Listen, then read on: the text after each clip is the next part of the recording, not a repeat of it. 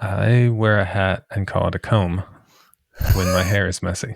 And I tell my small children, I'm like, guys, I need to comb my hair. And they say, oh, really? And then I get a hat and I put it on. And then they don't laugh. Yeah, They don't think I'm that funny. they're They young. like me, but they don't think I'm funny. I think comedy for um, younger ages is more slapstick and Oh, less definitely. Yeah, less irony. that's absolutely correct. All slapstick all the time. Yeah, it's fine. I I can't think of a slapstick comedian that I. Maybe Sebastian is. He's not slapstick, but he's more demonstrative. Um, are you even a fan of stand up? I talk about this frequently. I like stand up. I don't really watch much TV or video content of any kind currently. I watch YouTube. I watch some Instagram videos. I watch a lot of things that are, you would call them documentary-ish. So I watch a lot of industry type like more web 2.0 user generated documentary content. A lot of that, but entertainment television has taken a huge backseat for the last, I don't know, 5 years. It's time that I would otherwise be spending on other things. So the last time I was regularly watching stand up was like 3 Chappelle specials ago. Yeah. So a while. Another yardstick. Like I really enjoyed Kevin Hart and all of his specials. I liked that. I thought those were very, very funny, and none of them with like that's got to be at least 10 years now. I don't know. It feels like forever. Yeah, I don't know when his last one was. Um yeah, my television's rarely on. Very, very rarely on. You mentioned Instagram. Um there's a comedian on there who does voiceovers named Tony Baker. Yeah. And he does these animal voiceovers, like they're animal clips, and he does a voiceover for the clip.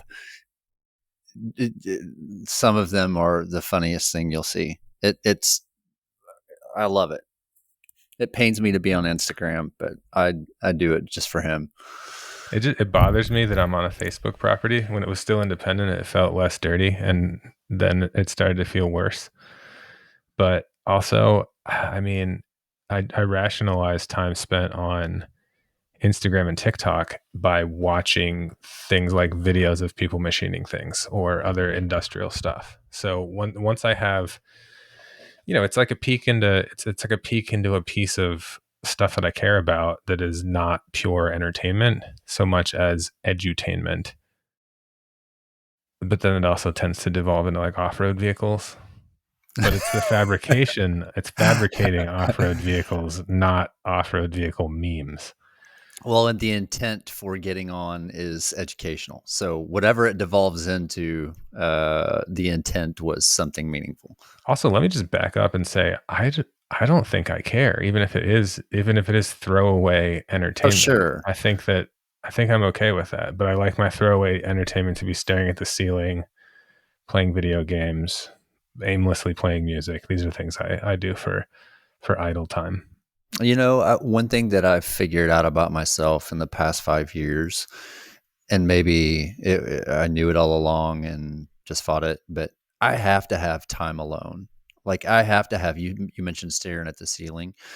I have to have like I don't know how long, but I have to have unstructured time where there are no obligations and I'm not doing anything just to sit in silence or just to sit and stare. Like I need time alone. Is that weird? No, it's common. I mean, it Okay. doesn't apply in my case. Well, yeah, you have children. I'm an extrovert, and I don't care that much about time alone. And when I do have time alone, I'm immediately like intentionally piling on additional sensory things. So, how many screens can I have simultaneously while also playing a guitar while drawing pictures, right? Like I don't find alone time to isolate. I will sometimes be peopled out, and then like 30 minutes later I'll be back and ready to go. I'll go wander to go find where the people are. Yeah, I can't say that's a trait that I have. I have I like meaningful connections. I don't need, I love people's story. Like I like conversations just to hear, where somebody comes from, what they have, interesting background about a person. I enjoy that. People Everybody's are, got a story. It's just a matter of whether you can tell it or whether they can tell it. oh, people can tell their story. People love to talk about themselves. And I don't mean that as a cut. I think maybe we all do. But I've found that I try to avoid in, social conversations. I try to avoid talking about myself.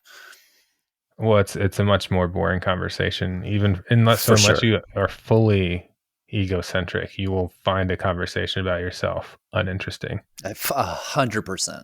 because there's nothing. You're not going to say anything new. Yeah. And it's 100%. So here, and we can jump off after this, but here is like my nirvana in social conversations. Normally, I'm not going to lie. Like if I meet, a couple, if we go out with a couple or meet new people, I kind of dread it. Just because I can't sit in, I feel like I have to keep the conversation going. And that sometimes that's painful, but once in a while, uh, I heard this gentleman's background. He's a golf course superintendent. And I thought, oh God, a golf conversation all night. I don't know that I'll be able to make that. But it turns out he was a turf sciences major at Ohio State. And we spent 2 hours talking about the science of grass and that whole process. And I was fascinated. Like those conversations are really satisfying. I love to learn about things that I would never think twice to investigate. And this guy, he brought the goods. He brought it all. What was the best thing you learned about turf that day? I don't remember now. Other than this was a while ago. I've since seen, been around this guy a lot, and we talk about other things, but Besides turf. besides turf, there was one, point that he made that I remember thinking, oh wow, well that goes against conventional wisdom. That is something that I would not have guessed, and I can't remember what it was. I don't know anything about turf.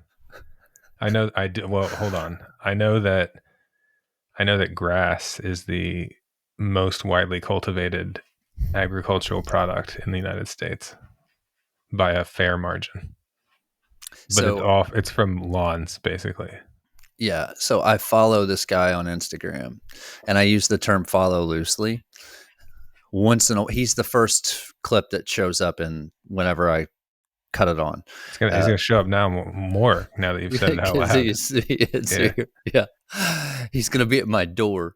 But he's a proponent of cultivating natural habitat grasses, and he says the vast majority of all of our grasses are non-native, and he's a proponent of native grasses, and he's constantly talking about the types of varietals. And I find it interesting once in a while. There you go. Well, speaking of making conversation in any circumstances you could ever be in, you wanted to talk about politics today. Distinction, not politics. Oh, This not is politics. not politics. That involves theater. I don't want to talk about the theater. Is there anything worse than our political theater today? I mean, seriously, this is not what we're talking about, but like it's cartoonish. I don't know. I don't have any. I haven't compared everything against political theater today, Okay, and so Google a clip there, and I forget what it is. I forget what the clip is, but it's a clip of Gore Vidal and William F. Buckley. Gore Vidal, obviously, a very liberal, you know, stalwart, and William F. Buckley is like a godfather of conservatism. He's one of the founders of modern day conservatism, and just again, this is the point that we're making off the top. ignoring value assessments of policies that they're recommending or positions that either of their ideologies would support. If you listen to their discourse, if you listen to the intellectual nature that they come about problem solving, which is what we are talking about today, public policy as a problem solving tool. That is what we should measure it by, measure political discourse by. There are if you mean measured by effectiveness in terms of public policy action taken? Just the way it's presented. It's the candidates themselves, the intellectual nature of attaching solutions. They may go about it differently. They have different ideologies, and I think that's healthy and should be celebrated. But there's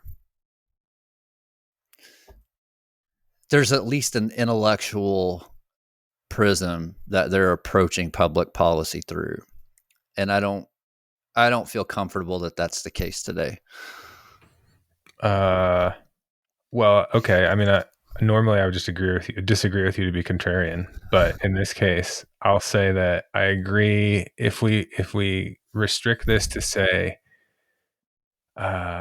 you don't have to go far to find political discourse that's not terribly focused on outcomes, and tends to overemphasize individual personalities and let's call it like hollow victories by way of insult. It's weird the headspace that you and I are occupying. It's we are 100%. So the example that I had in mind, and I don't want to name the person because I don't care, but it's a young congressperson that, and this was some time ago, I saw this person doing a video about an important issue, and it's Instagram or TikTok, whatever the medium was. It was a social media medium, and she's in her bathroom mirror. Oh, I gave it away. She's putting on makeup, and I was like, "Do we need this? Like, is this the way we're doing things now?" You're just out of touch. Well, It's a whole thing. So it's similar to, you know, there was nothing innate that made the format of PBS NewsHour be the format of PBS NewsHour. So the idea of except it was the substance of what they were saying and not the theater of the message. right, but why is it anchor at desk with guest at table? Like that whole format was irrelevant. Like that's arbitrary. And the format of a person standing in front of a selfie cam or in the mirror, that is an also arbitrary format that the kids today, I've interviewed them. I've asked the kids, this is like I'm getting ready. I'm going to put my face together video, and then I'm going to talk about some whatever I'm talking about. That it's a whole thing. It's a form that you're just too what old does for. that mean? Yeah, I was going to say, what does that mean? I can't consume information that way. But it's not targeted at you, which is why it doesn't land for you. Good discussion. So I also can't. I don't like cable news as the format either. Oh God, no. Right? Yeah. Because it's hard to actually digest it. And then, you know what's messed up? I used to laugh at the My Pillow commercials in the midday cable news cycle because I just thought it was a silly product to have being advertised. And then it turned out that there was a lot more to that. And the malice of the My Pillow company was like a whole hornet's nest that I had no idea about. I just thought it was silly that somebody would buy a pillow from the TV while they were kicked back in the recliner watching a bunch of people yell at each other about stuff as their lunch hour. What I don't know that I've ever purchased like from the as seen on TV and that whole spectacle. Like what's the hook there? I guess the internet's just one standard deviation away from that. And I've done many purchases that way, but what's the hook with, is it just people who are up late and you catch them in vulnerable predicaments and they'll gladly part with their cash. I mean, how is that? How was that for so long? Maybe it still is a viable means of converting a sale.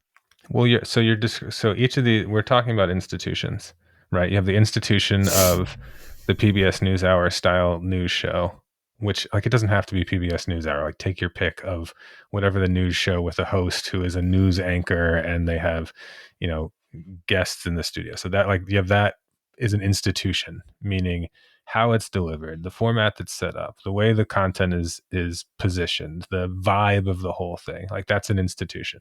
Then you have like the institution of late night television. You have the institution of late night television commercials. You have the institution of infomercials. You have the institution of selfie videos. And all of these things are institutions that are not necessarily intentionally created collectively, and they're certainly not intentionally created for the collective good. But then like the political policy is about how do we shape our institutions, right? And we think of institution as the Supreme Court as an institution, or the executive branch is an institution, or the Catholic Church is an institution. But we have big institutions, we have little institutions. Everything in, the thing that makes society society is its institutions, right? So thinking about public policy it has to embrace and it has to encompass all of the institutions, good, bad, big, small, because that is the way that social activity is done, or social progress, or social non-progress, or social decision making all get made. So That's it. That's all I got. See so you tomorrow. no, you're just getting started. So it with public policy as our lens, okay, I think we can agree on the objective of public policy. And this is not, we're not in the business. What do we know? What do we know? Big picture about an individual law or an individual policy, but just as an objective assessment, can we agree definitionally or as a definition? Is definitionally a word? Definitionally. Definitionally. No. Is Uh, it? no, I don't think definitionally is a word. Can we agree? I'll look it up, but you keep talking. Can you and I, or us collectively, can we agree as a definition that public policy exists or should exist to advance human flourishing, to advance flourishing of society? Is that a reasonable definition for policy? Policies should exist to, whether it's a negative, a positive, negative interaction. A bill that is aimed at reducing crime punishes, that's a negative enforcement, or a positive enforcement. The goal of public policy should be to advance human flourishing. Is that a fair definition? Yes. Advancing human flourishing seems more complex than advance the greater good. I don't know. I don't know what good versus flourishing is. I would put maybe a lower bar than flourishing. What is flourishing? Not dying? No, see, I think it should be. I think it should be flourishing. Should be aspirational. I think policies, although they're can be very process oriented and very sort of practical and pragmatic, and an individual policy in a vacuum may not be aspirational, but the goal of the tapestry that is policies plural should be to advance human flourishing. And maybe that's a good point to double click on is that the goal? And again, none of these things do I say I have the answer on. I'm just looking for perspective. Well, sure. I mean, you can do a thought experiment, right? So say, imagine flawlessly written and executed tax code. Okay. Like it literally does not matter for the sake of this argument what the tax code is, but assume it's the greatest tax. It is the objectively perfect tax code. The reason it exists is because some degree of public services are required. uh, or some degree of public services are uh, ideal. Again, objectively ideal. So clean air, clean water, national defense, maybe public education. I don't know, but some degree of collectively pooled resources is better than separate resources, and having that take place uh, through a public institution, the institution of government, is superior to every other option. Like, suppose all of these are things are theoretical, but perfect tax policy required to make some amount of public good. That so I think that the perfectly elegantly crafted public policy is in that case probably about flourishing, right? Because the idea would be you have the bare minimum amount of government required to accomplish the thing government needs to do. You have the bare minimum amount of, expense required of government. That could be a lot, it could be a little, I don't know. But the government is running efficiently, the tax system is efficiently, no one is taxed to the point where it's onerous, and everybody feels like I pay my taxes and I feel great about what I'm getting out of my taxes. That would be flourishing by way of public policy. I am I am somewhat skeptical that there is a scenario in which everybody's happy about about what they're getting for their pooled resources. So that's why I lower the bar from flourishing to greater good. So, like, I might not personally have a child in a public school, but I can still conceptually support the idea of universal education, even though I don't benefit from my kid going to school. Whereas if I am a parent of a kid in a public school and I have my own kid gets a great education from a great public school system, I massively benefit from that directly, even though, you know, even though not every person is massively benefiting from that directly. Yeah, no, I agree with that. I don't think the goal is to get consensus. You'll never do that in a country of 330 million people. So you want Or people to flourish against their will, even. I well, I think if the objective is flourishing and it's authentic and people trust that the folks that are elected to enact the flourishing policy are exactly or are working diligently at that objective, then I think people are reasonable. Yeah, you're going to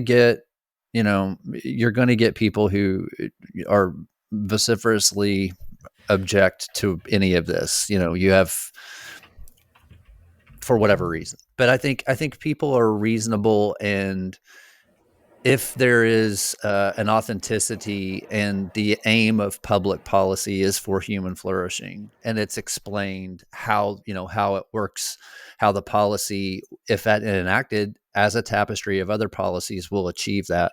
I think people are reasonable in that, because there are a lot of things that I maybe personally wouldn't agree with from a policy perspective, but I can see the intent and I'm fine with it.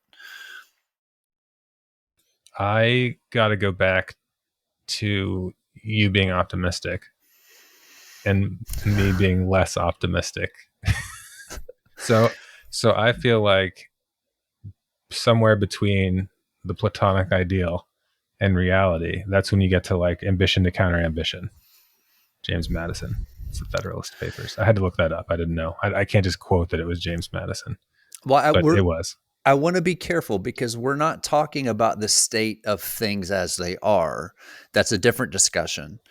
We want to get to that. But I'm saying, as a definition of what policy should be conceptually, is it safe to say that policies, individual ones, and those as part of a mosaic of policies, should work in unison as its objective, as their objective, to promote human flourishing? I mean, I am going to use the Rust definition, which will be the objective is to promote human good enoughness. But I can acknowledge that you and I have different degrees. So good enough is not necessarily flourishing. Also, I may be misunderstanding flourishing. Flourishing, where If It it's makes me if think of abundance. and that's fair. If the individual greets the opportunities given to them, and again, this is the other part of the calculus, that it's not utopia where we have a conglomerate of really productive laws, therefore everybody should be doing great. Some people choose not to, and that we can't do anything about. I'm saying the policies should be in place to enact that. I If don't I've think if I've given an arm and a leg for my country in whichever format of giving an arm and a leg would be, but my country, spared me from the other arm and the other leg, I wouldn't necessarily call that flourishing, but a, a pair of appendages versus no appendages is still superior as an outcome, even if I'm not flourishing. agreed. Agreed. And there again, I come back to, there's a real clear distinction, and I think collectively we need way more of this today. I think there's a real distinction between outcomes and intents of inputs. The inputs aren't pure today, I don't feel like. And that's what we want to talk about, is like our policies today driving at least being written to encourage flourishing and outcomes. There are a bunch of reasons. There is no more nonlinear system than quality of life, and a bunch of things factor into that. And one of the main, in my, I believe in policy, but one of the main, I think, reasons or things that contribute to disparate outcomes is individual responsibility too. I think that's got to be, individual responsibility has to be the part of any of the equation that's balanced, which is, equals flourishing.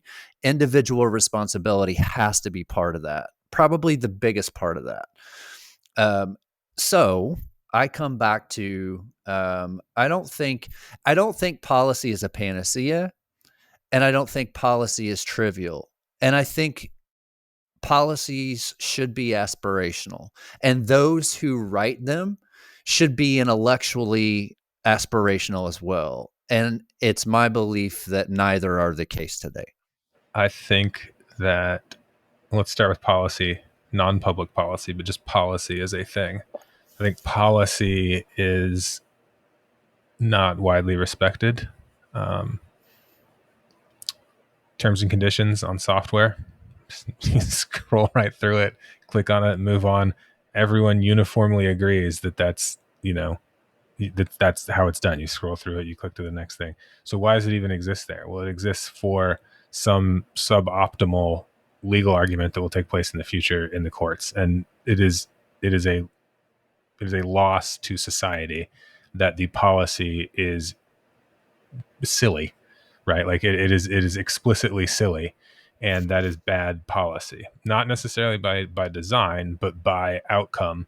That set of policy is silly, and the fact that everyone can look right by it, that's bad. Other indications of a general either non-understanding of, or a disrespect for, or a non-admission of the value of policy in general, I think, take it to the public level. I think generally it's uncommon. And I have no evidence whatsoever for this, but I find that the notion of policy making as a thing that is a useful activity to even partake in the first place, or even the idea that policy can get you to an outcome that you're looking for, I think that is pretty misunderstood or underappreciated. So let me ask it to you. Do you feel that policy making is taken seriously? I think that's why we have this topic in the theme of the week of competency crises. That's why public policy is there. I think we're on the verge of, whether it's now or whether it's sometime in the future, we're on the verge of some type of automated society. We're on the verge of, it feels like an inflection, and one of those inflection points technologically. I mean, it's no debating that we're in an inflection point technologically, but policy, and especially the theater of writing policy is still, because we keep electing the same people over and over. Policy is still what it was, and in the theater of policy is still what it was 50, 60 years ago. Do you think people take their vote very seriously? Okay, so this is where I was headed to. Individual responsibility. You can't, and this is not we have to be able to make objective assessments without assigning value judgments to the assessment. There is no value judgment to this assessment other than it's a fact that we keep electing the same people over and over, and then are angry about the results of those elections in terms of the policies that they produce. That drives me insane. So there is an equation for all this of the policymakers themselves are flawed and dated, and probably not really intellectually gifted. I think that's a safe assumption. I think our best and it's not a cut, but we talked about the loners and the tinkers and the builders yesterday. They're not going into policy. They're not going This into is law. this is a critically important point that is worth digging up additional citations to. Uh, so just to say again what you just said, the best and brightest are not being attracted to public office. For sure. I, I agree. I agree very strongly, and I agree that it's because they have other options that are a bigger pull, and that public office is more of a. There are more things to push you out of wanting to pursue that than you otherwise would. Yeah, having your life exposed, like hung out on a clothesline. I think no one in their right mind, especially the higher visibility offices, no one in their right mind would want to do that. I mean, Is it? forget about high visibility. What about you're an election worker? No one has any like no one no one bothers you. No, like you just do your job. You make sure that the elections are held. You are going through a series of checklists to propagate democracy, and this is your job, and you treat it as your job, and you don't get paid especially well. And Or every time there's no you volunteer in a lot of cases. yeah. Yeah. So, I mean, I include full time professional, career election workers who are in a paid position as well, the public servants. But you've existed for at this point, like you could have gone the last 35 years, and basically no one knew that you existed or what you were doing, and you just toiled in obscurity, thankless task. And you like to to compare it to an election volunteer. You can't tell the difference between your neighbor who's handing out the sticker that says I voted versus the person who has literally dedicated their actual working life to this. They're indistinguishable to a typical voter. Now all of a sudden, that election worker who was minding their own dang business, they just happened to be in the wrong jurisdiction, and now they got people sending them death threats. Yeah. It's not. Yeah. It's not so much the. It's not just the.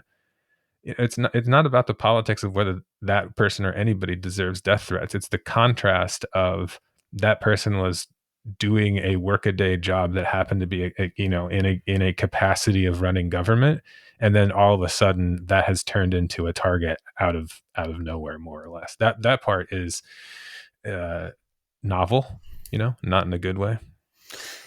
Here, seemingly as best that we know, from where we sit, it's novel. I do think it's worth double clicking on the notion of we're not attracting our best and brightest for what are very important positions to drive outcomes that Hmm. promote flourishing. Are we at the point? So much has changed. Um, and I don't think this is some revolutionary question, but are we at the point where we should reconsider the presidency? Should we Yeah, probably. should we reconsider one person? I mean, it's a figurehead position anyway. It's I think that's an underappreciated point. that it's a figurehead position. Yeah. So okay, Oh, so my credentials in this are I have a degree in public policy, and I got a 5 on the AP government exam when I was in 12th grade. Yeah, we neither one have credentials for shit on this. They're just objective assessments. No, And I'm credentialed enough to say that the office of the presidency does not have the amount of unlimited power that a typical voter thinks that the president has. well, Like but the president is constrained in ways that are obvious if you spend any time thinking about it, and people will consistently and repeatedly place blame squarely on whichever party will place the blame at the president's feet, as it is the president. Perfect example: the president raised gas prices. yeah, I mean, yeah. Asinine, universally common. Like you can't swing a dead cat without finding somebody who believes that the But would you president has say raised your gas this? prices. Here's a counterpoint for you, though. Since the Patriot Act, and there are, again, talking about public policies, there have been a number of policies, and there's a distinction between the president himself or herself, hopefully at some point, or not. But the president, the person, and the office, there have been a number of policies that have emboldened from a power perspective, what the president's office can do. If you look at a number of things over the years, and I think Oh as yeah, a power has intentionally been concentrated into the office of the president. correct, and we're neither one dummies. All right. Neither one of us think that the president acts in a vacuum, regardless of who it is, regardless of the party, regardless of the person. Like it's very much a bureaucratic position, but I think there's I still think that's not as well appreciated as you might think. Like the well, idea that the president can't just do whatever they want all the time. That I think that's less obvious than it sounds to you. is that a system thing, or you're saying that's an informed voter thing? Because I'm saying that when you do Jay Leno's street walking and you interview yeah, people about yeah. what powers the president has, you're going to find uh, all manner of things are up to the president when they're actually not If they really even up to know the who the president. president is, I bet there's a swath of people that don't even know who the president is. And I don't. This is again, I'm remiss to crap on frontline wage workers for the crisis that is customer service. There is a dichotomy with the level of the level of information that the average voter either has the capacity or chooses to consume or be abreast of. And there's an individual responsibility component to that as well. But I don't want to crap all over voters because the system's bad. But at the end of the day, it is a thing. I, I tend to with this as well, and I don't want to get into the weeds on this about who's to blame for why things are the way they are. But I tend to our smart people, our intelligent people.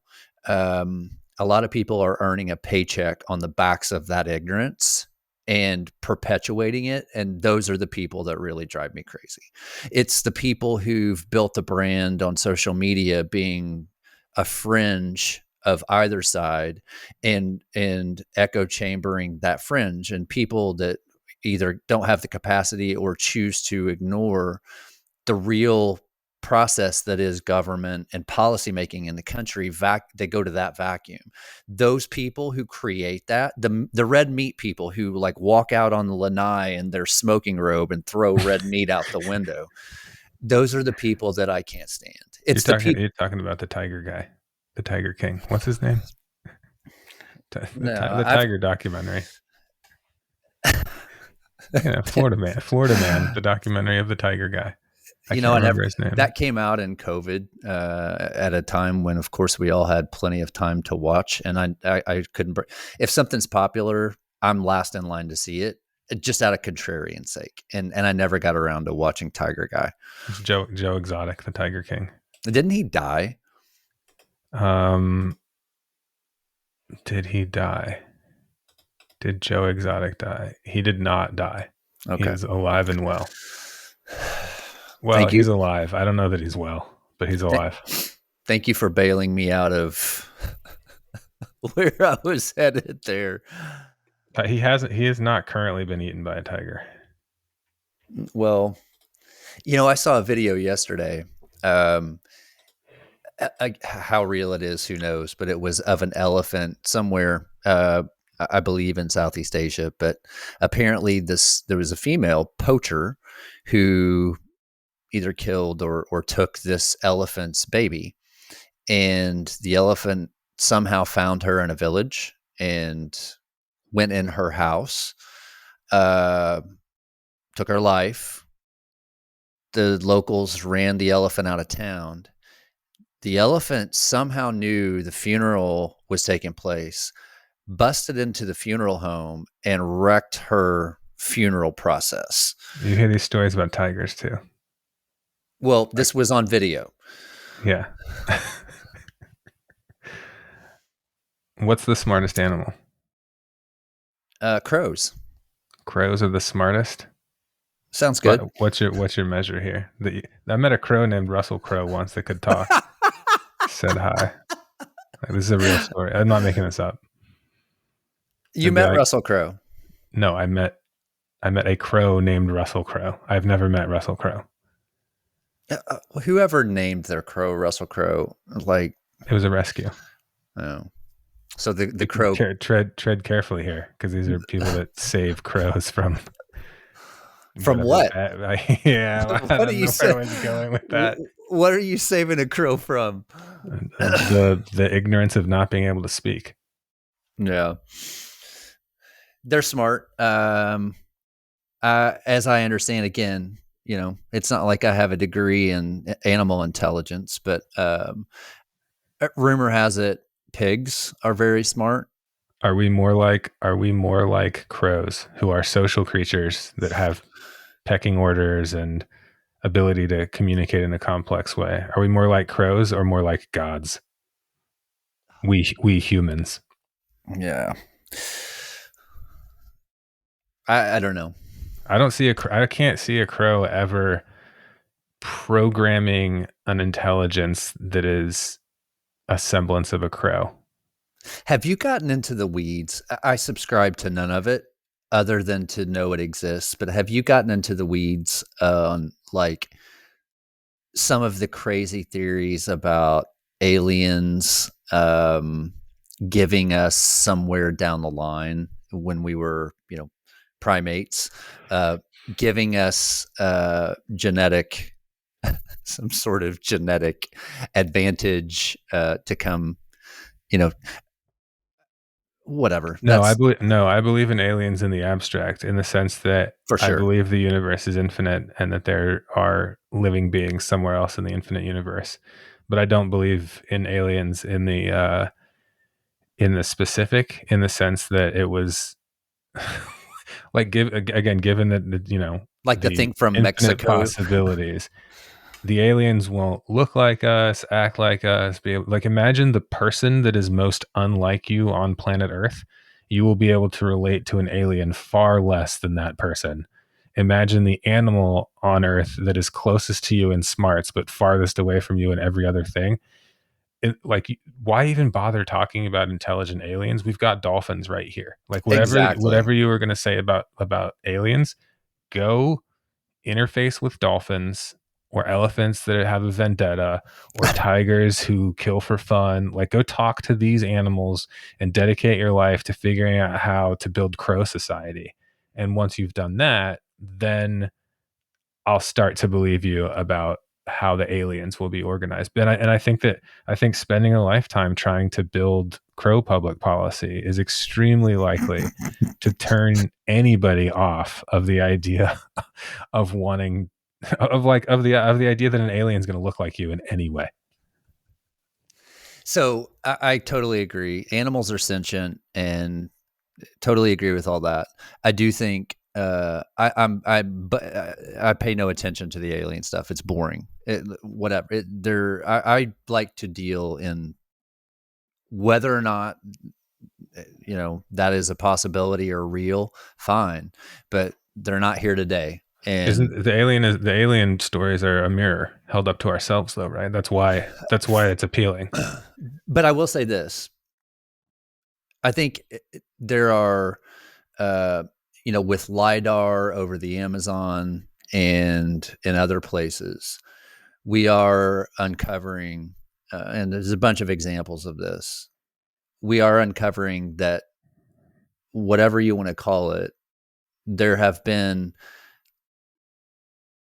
civilizations as or more intelligent than ours that have been on Earth at some point longer than we thought historically. Our intelligentsia in the academic world thought historically.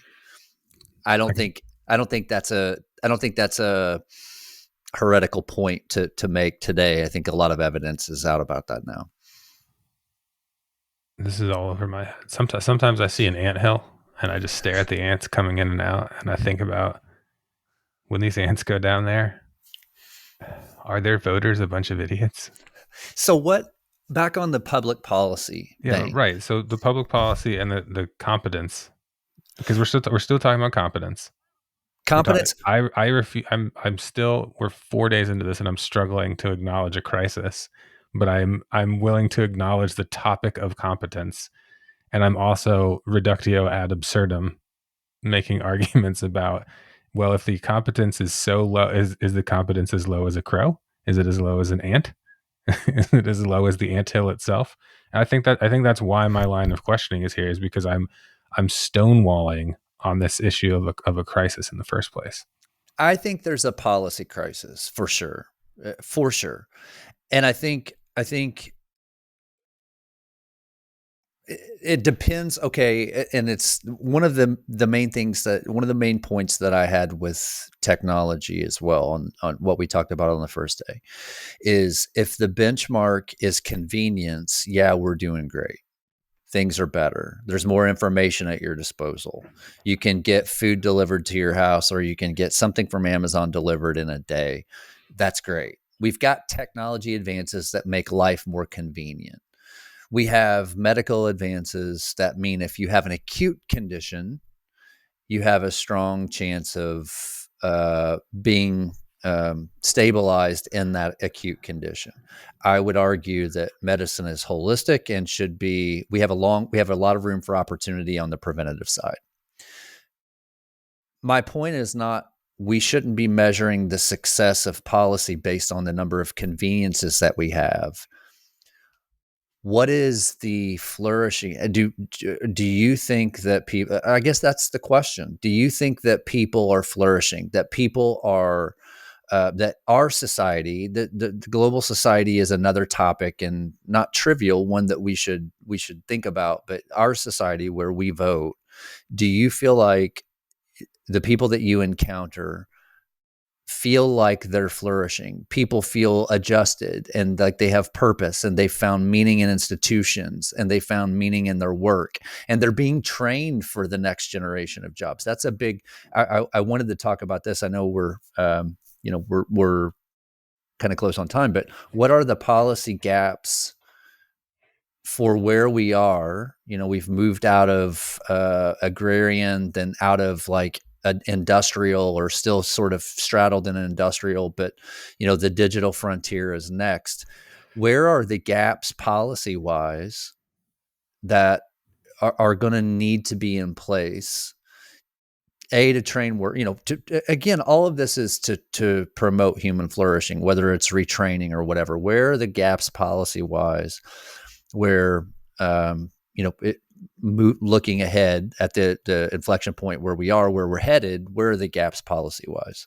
This is my most conservative political views, right? Is that the thing that ought to be worked on is the policies that are the most bad or the most destructive, right? So like I don't know that this tightly affiliates with a Democratic or Republican policy platform, but it definitely asserts, or it aligns with like pretty classical conservative political thinking, which is, the thing we should be working on is reduce the amount of harmful policy. So this would be things that are either like measurably bad and ideally can be fixed. So like measurably bad policy that we know is doing harm, and we should get rid of that. So this is things like the standout stuff would be very few people with a straight face defend, the overall healthcare system in the United States or in any individual state, right? There are a couple things about that are broken.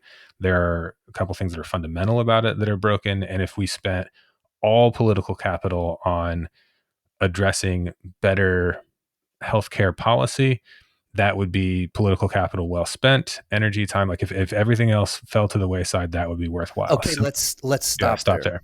Let's stop there. 100% agree. Healthcare and the expenditures related to healthcare for an individual, for a family, can be debilitating. Um, I I think of it, and there's a policy component. How do you drive the preventative side? We're very much, because there's profit, and I don't have a problem saying this. I think it's a profit-driven model where it's people. There's more money to be had in treating acute conditions, and we want to treat acute conditions, and we're great at that. We've got tech to do that. We can keep someone alive in challenging environments. And paying for a treatment incentivizes additional treatment, not Uh, outcomes. okay, so we've seen that in spades in some really dark, sinister ways over the past few years. Okay, but as a matter of policy that drives human flourishing, there's a huge gap on the preventative side. You look at obesity rates, you look at the amount of sugar that people consume. Now, I don't know what the answer is. I don't have a policy prescription, but that's why we need smart people doing this. Is how do you write policy that has fewer acute, systemic, chronic conditions, because people are leading healthier lives, and in turn they'll feel better, so they'll be freed up to pursue more creative tasks, and they'll contribute more from a tax-based perspective. To me, you brought it up, it's the number one failure of our policy apparatchik today, is there's so many things downstream from better preventative health, from people leading healthier lifestyles, from people weighing less, from eating worse food or eating better food, from exercising more. I don't know that you make those laws, but how, from a policy perspective, do you incentivize that? Because there's so many things for the flourishing of society that are downstream of people just being healthier. Right. So, I mean, as an example, as a public policy example, uh, yeah, let's go back to the example of how much power does the president have? Like, if the president chose their policy platform to be let's fight the obesity epidemic, and that was a presidential candidate's platform that they were campaigning on as a primary tenet of what they wanted to accomplish policy wise. Well, I have an idea of what would happen. Imagine what would happen in that scenario. Like, that's their main thing. Their main thing is going to be like, we need to fight Well, the obesity epidemic.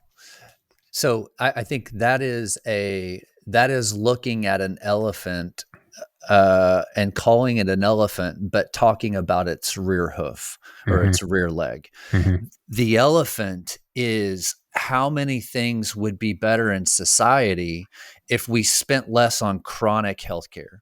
Yeah. Yeah. How many people, the use of antidepressants and anxiety medications, people are unsettled. How many people would, and I know this to be the case because I live it, I am clear and focused all day long. And it's not by chance, it's discipline. And how many people, I do a lot of things, and it's not to mean that as a point of, ego or whatever, but how many people would feel so much better and be freed up creatively to pursue things that would benefit the common good if they were healthier? And so much of a person's mental acuity and their mood and how they approach their day is tied to health. I'm going to say preventative health. And so I think obesity epidemic is a bit of a dog whistle to get people riled up, and it's the elephant's hind leg, when the elephant is It's for the greater good for everyone, for you, for the individual. Your life will be better. You'll have more to contribute. Your kids' lives will be better. There'll be less crime. All of the things, and it's not hyperbole. Like all of the things, so many things are touched by being a healthier, more vibrant population and less acute chronic, less tied to, if we have fewer incidences of acute chronic conditions, people are going to contribute more. They're going to be happier. Their kids are going to be happier. They're going to do better in school. Society advances if we're healthier. And I don't think that's debatable. I don't think it's debatable at all. And I think from a policy perspective, if we're talking about crises and competency, healthcare is the number one place. I think retraining is another, but healthcare is probably the number one place where an intellectual position, something that's been thought out intellectually, that's comprehensive, and is not uh, all all one party's point of view, but it's a problem-solving effort, and it has components of solving problems regardless of from a traditional, Democrat or conservative or liberal. um, I think there's no greater failure of the people, the apparatchik that is our public policy group today, whether at the state level, the federal level, the local level, whatever. um, there is no greater failure and no greater crisis in competency than healthcare and preventative lifestyle, health and well-being. And I think a lot of things that we try to legislate downstream would be taken care of if we had policies. I don't want to say legislation, but policies that approached that holistically. I don't see the democratically governed wanting to be governed by health policies that get them better outcomes. Well, Because hold on though, and I'm going to say one thing. And again, this is an objective assessment without a value. This is up for the individual to feel if they have a problem with this objective assessment. But there are policies that contribute to this, and we are the only country, or one of two countries on the planet, that allow pharmaceutical companies to advertise on television. That's very much an FCC, a policy position. There, you don't have to go very far to make the case for why that's a bad thing. And I think those are the types of things, if you're evaluating a holistic policy position on how to create better outcomes health wise, that's one. Again, that's an assessment. That doesn't mean that I'm judging whether or not that should be everybody's position. That's my position. And I think that's just one of a million things that, you know, are could be. You don't have to say to Joe Q Public, we are going to write a bunch of laws to regulate your health. You don't say that, but we steer from a policy perspective. It happens anyway, whether or not it's framed as this big initiative. Uh, we steer with public policy anyway, and we should find some way, as we started with, we should find some way to do that encourages flourishing, that a person can say reasonably, the case has been made. This might not be 100% in alignment with how I approach these things, but the case has been made. Let's see where, this is for the common good. Let's do it. And I think that concept that you brought up earlier is important. The concept of common good. Um, there's a little dissonance with me with that, because it can be used, a lot of things can be interpreted as common good. I just think healthcare, from the cost to how, treating acute conditions breaks families financially, that's not a trivial thing. And how many downstream effects there are in other policy areas that are caused by people who feel like shit day in and day out. I think a healthcare policy that's comprehensive and approaches those things, there's a crisis there from a competency perspective. there's a lot of policy making and wrangling to be done somewhere between the assertions of objective good and what that actually looks like when implemented. And there's a lot of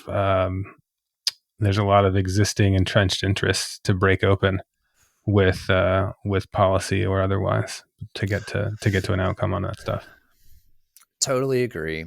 If if And the, if the point here to be made is that more smart people should work on healthcare policy and less smart people should work for pharmaceutical sales, I'm not going to argue with you that that is better, but I don't see it. 100%. I don't see any path to get there.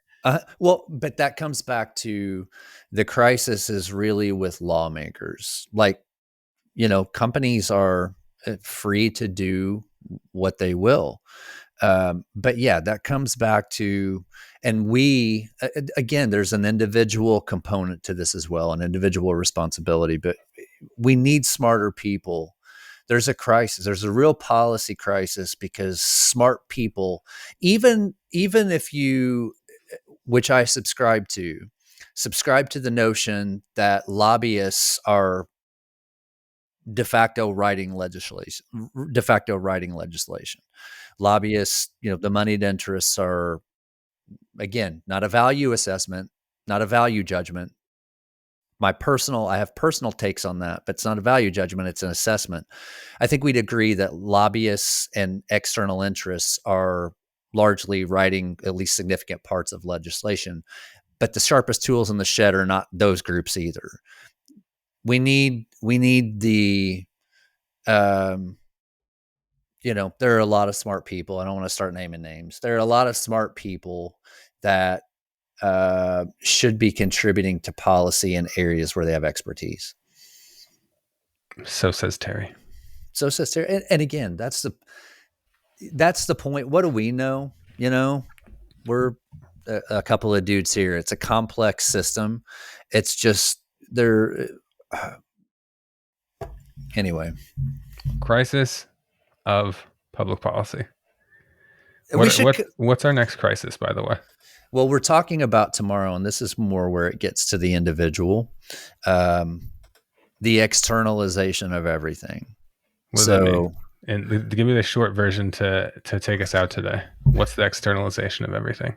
So my happiness, my individual happiness, again, not a value assessment, not a value judgment, just an objective assessment.